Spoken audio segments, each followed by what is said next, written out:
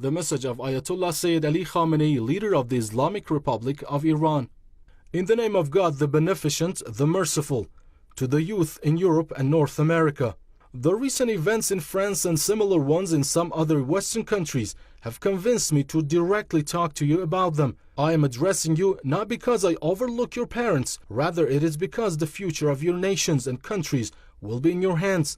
And also I find that the sense of quest for truth is more vigorous and attentive in your hearts. I do not address your politicians and statesmen either in this writing because I believe that they have consciously separated the root of politics from the path of righteousness and truth. I would like to talk to you about Islam, particularly the image that is presented to you as Islam.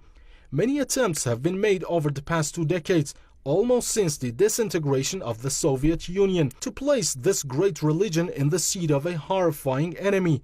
The provocation of a feeling of horror and hatred and its utilization have unfortunately a long record in the political history of the West. Here I do not want to deal with the different phobias with which the Western nations have thus far been indoctrinated.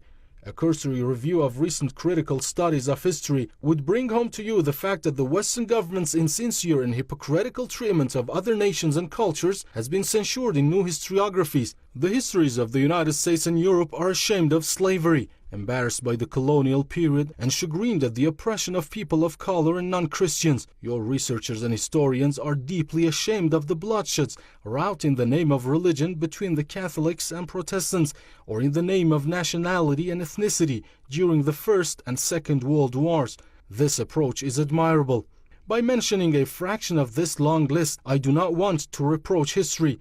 Rather, I would like you to ask your intellectuals as to why the public conscience in the West awakens and comes to its senses after a delay of several decades or centuries.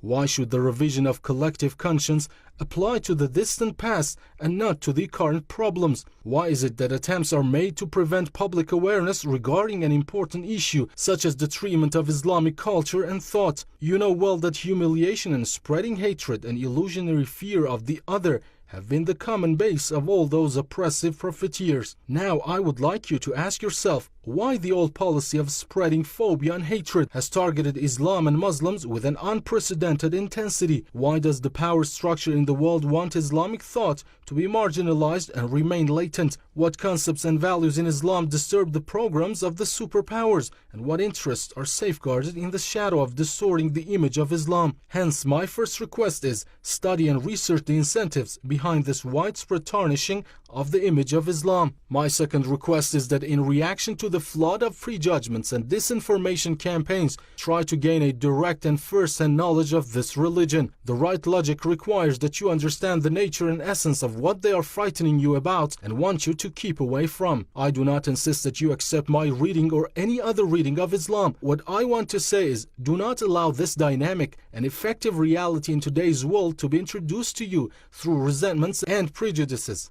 Do not allow them to hypocritically introduce their own recruited terrorists as representatives of Islam. Receive knowledge of Islam from its primary and original sources. Gain information about Islam through the Quran and the life of its great prophet. I would like to ask you whether you have directly read the Quran of the Muslims. Have you studied the teachings of the Prophet of Islam and his humane ethical doctrines? Have you ever received the message of Islam from any sources other than the media? Have you ever asked yourself how and on the basis of which values has Islam established the greatest scientific and intellectual civilization of the world and raised the most distinguished scientists and intellectuals throughout several centuries? I would like you not to allow the derogatory and offensive image buildings to create an emotional gulf between you and the reality, taking away the possibility of an impartial judgment from you. Today, the communication media have removed the geographical borders.